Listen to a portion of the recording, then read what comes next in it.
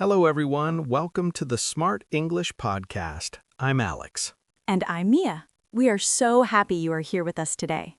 That's right, Mia. Today we have a very important topic for English learners. It's about how to introduce yourself in English. This is something everyone needs to know. Absolutely, Alex. It's often the very first step in meeting new people, making friends, or even starting a new job. Knowing how to introduce yourself well makes a big difference.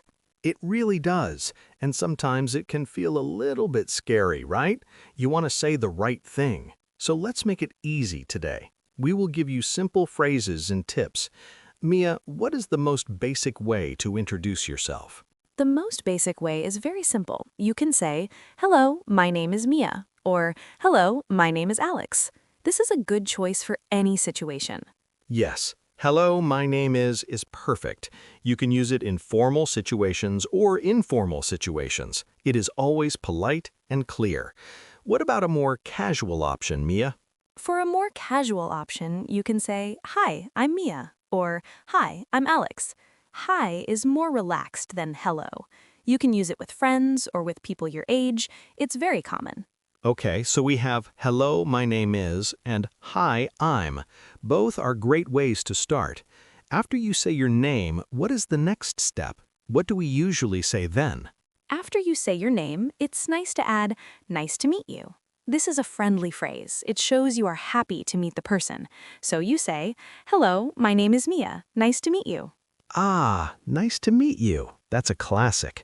And the other person can say the same thing back, right?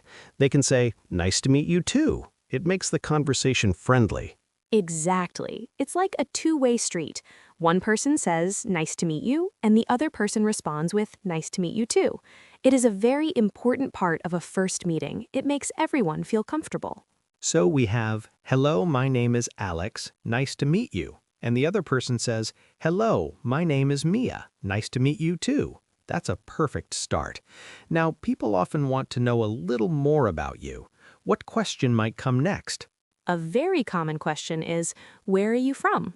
This is a natural question when you meet someone new, especially if they have a different accent or if you are in a new place. To answer, you can simply say, "I'm from Brazil," or "I'm from Tokyo." You can also be more specific and say, "I'm from New York City." That's very useful. So if someone asks me, where are you from? I can say, I'm from London. Simple and clear. And then it's polite to ask the question back, isn't it? Yes, absolutely. After you answer, you can say, "And you?" or "Where are you from?" This shows you are interested in them too. It keeps the conversation going. So, "I'm from London, and you?" is a good way to continue. That's a fantastic tip for keeping the conversation alive.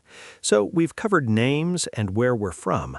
What about what we do for work or study? How do we talk about that? That's another common question. People often ask, "What do you do?" This means they want to know your job or if you are a student. You can answer by saying your job, for example, "I'm a teacher," or "I'm a student." You can also say, "I work as a doctor," or "I work in marketing." So, what do you do is the question, and I can answer, I'm an engineer, or I'm a writer. That's very straightforward.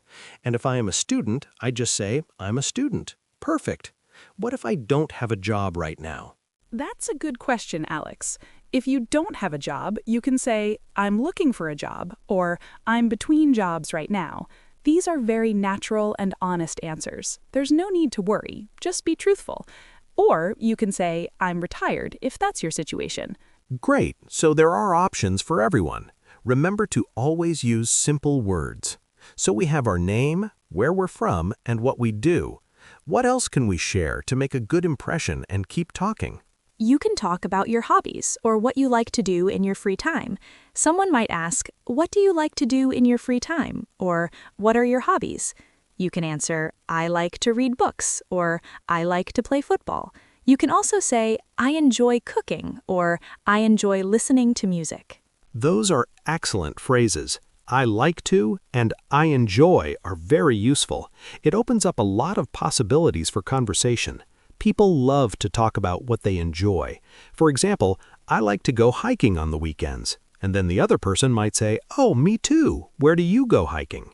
Exactly. It creates a connection. Sharing a hobby or interest is a wonderful way to find common ground. It makes the conversation flow more naturally. And again, don't forget to ask them back. What about you? Or do you have any hobbies? Always remember to ask back. That's a key rule for any conversation. It shows you're engaged.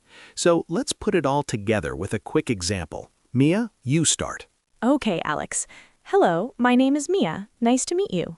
Hello, Mia. My name is Alex. Nice to meet you too. Where are you from, Mia? I'm from Canada. And you, Alex? I'm from England. What do you do, Mia? I'm a podcast host and an English teacher. What about you, Alex? What do you do? I'm also a podcast host, and I work in radio. That's fun. What do you like to do in your free time, Mia? Oh, I like to read books and go for long walks. I also enjoy baking. Do you have any hobbies, Alex? Yes, I love playing tennis and listening to music. That was a great example, Mia. See how easy it is to have a short conversation? It is, Alex. Just remember these simple steps. Start with your name, say nice to meet you, share where you're from, what you do, and maybe a hobby, and always ask the other person back. That's a perfect summary. So, to recap, let's list some key phrases for our listeners. First, for greetings, hello, my name is, or hi, I'm. Then show politeness, nice to meet you, and the response, nice to meet you too. To ask about origin, where are you from? And to answer, I'm from Japan. To ask about work or study, what do you do? And to answer, I'm a student, or I work as a doctor. To ask about interests, what do you like to do in your free time? Or what are your hobbies? And to answer, I like to read books, or I enjoy swimming. And the most important rule for keeping the conversation going is always ask, and you? Or repeat the question back to the other person. Practice these phrases, everyone. Start small. Try introducing yourself to someone new, or even just practice in front of a mirror. The more you practice, the easier it will become. That's excellent advice, Mia. Don't be afraid to make mistakes. Learning a new language is a journey, and every conversation is a step forward. You are doing great. We hope this episode helps you feel more confident when introducing yourself in English. Remember to speak slowly and clearly. Use simple words. You've got this. Thank you for listening to the Smart English Podcast. We love having you with us. If you have questions, please let us know. Yes, send us your questions. We'll be back next time with another helpful English lesson. Until then, keep practicing your English. Goodbye for now. Bye, everyone.